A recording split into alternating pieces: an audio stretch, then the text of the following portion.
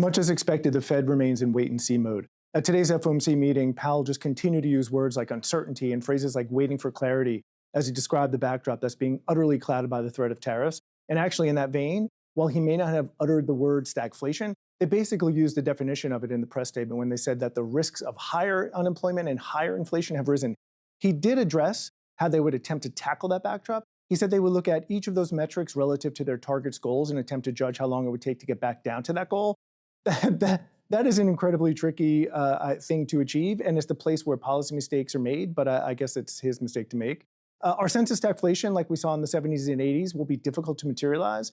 Instead, as of now, we're of the view that if tariff uncertainty is not resolved in short order, the backdrop will feel stagflationary at the onset, but that higher prices will collapse down on the shoulders of the economy and would ultimately give way to recession. So this is that fat left tail idea that we've been talking about, i.e. the downside risk.